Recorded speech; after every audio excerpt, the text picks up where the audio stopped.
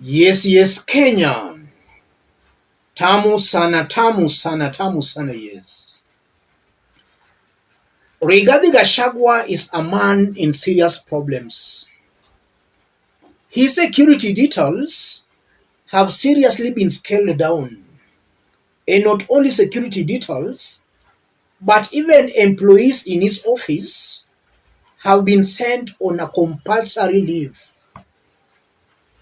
So Rigathi's office remains empty. There are no employees there. Let's have a look at what this Rigathi Gachagua's blogger Malema is saying. Malema TV, breaking. All security team of the Deputy President Rigathi Gachagua have been withdrawn and sent on compulsory leave till 2nd December 2024. The DP has been left without security. Quick recovery, His Excellency. This one has not been confirmed because we all know that sometimes propaganda is also part of politics.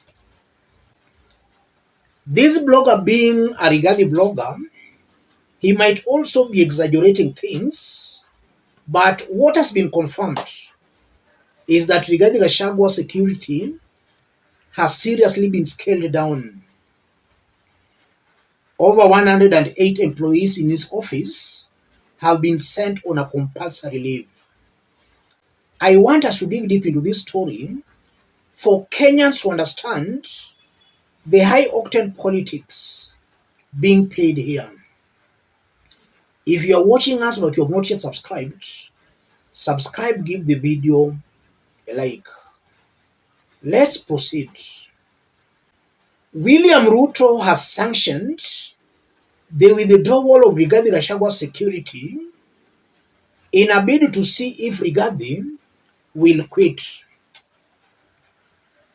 If Rigathi fails to quit, then some men in black might be sent to greet him. And now that his security has been withdrawn, he's now exposed. His life will be in danger. So Rigathi will have to choose between his life and that post of the deputy president. And I know he may decide to choose his life unless he's got some problems. So this is just a way William Ruto wants to force Rigathi Gachagua out. This is an intimidation tactic. Rigathi is being pushed to surrender. This also means William Ruto and his team, they have made a decision that irrespective of what the courts will say or do, Rigathi has to go. Because sometimes our courts are very unpredictable. You cannot know how they will rule on Rigathi Gachagua's impeachment. But I'm seeing a William Ruto and his team who have made a decision. They have sworn Rigathi has to go home through thick and thin, irrespective of what the courts will rule. So the courts might decide to rule in favor of the country. Because when Rigathi was impeached, the country was peaceful.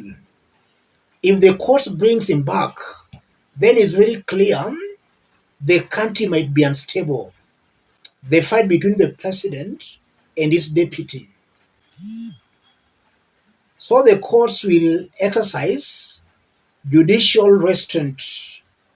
That's what I'm seeing here.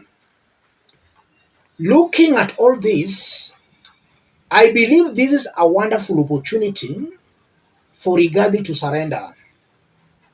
The court stopped the implementations of the Senate's resolutions.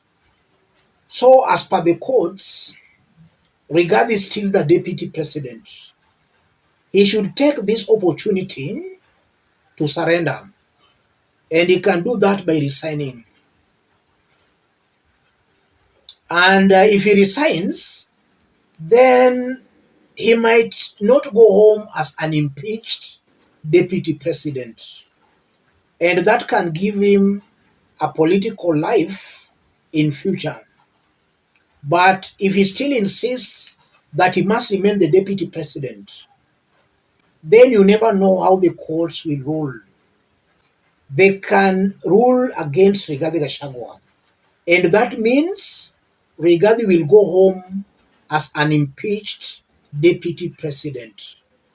So let him grab this window to resign. This is a perfect window for Rigathi Gachagua to resign. And to put all this into perspective, Rigathi's impeachment will send a clear lesson to some Kenyans who every election time they vote out of emotions. Rigathi's impeachment will just send that lesson that voting out of emotions don't help. And again, if you look at this, it will also send a lesson to future leaders that if you are entrusted with a public office, don't start bringing your own issues. Uphold the tenets of the office you hold. Rigathi was clearly dividing Kenyans along ethnic lines. The shareholding narrative. Bora Mlima isiguzwe.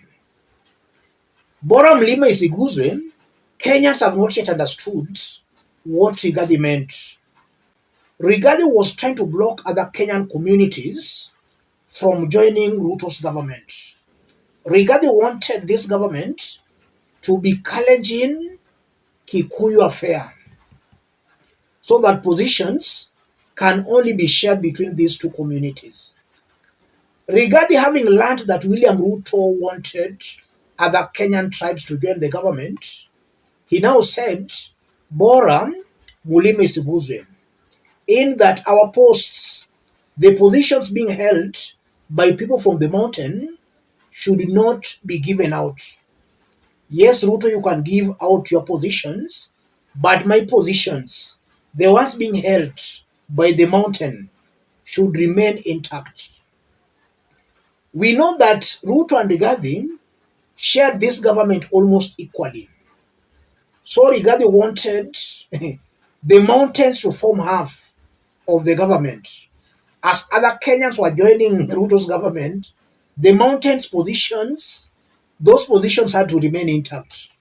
That's how tribal and divisive Rigathi has been. A whole deputy president, someone who should be a symbol of national unity. Rigathi was not fit in the first place holding a public office. It's good he has been impeached. And now Kenyans, I know, will channel their anger on Ruto. So Ruto also has no option but to start serving Kenyans. If he continues doing things, assuming that everything is back to normal, then he'll also find it very, very tough.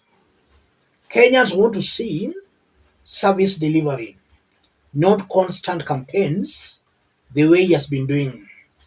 And maybe an impeachment Rigathi Gachagua will also just help Kenyans in putting more pressure on Ruto.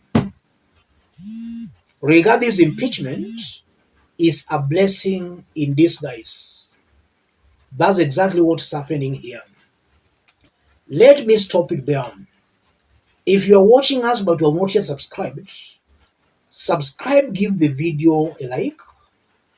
Any person watching us outside Kenya for the first time, drop a comment, let us know from which part of the globe you are watching us from. If possible, subscribe, give the video a like. Thank you. God bless you. God bless Kenya.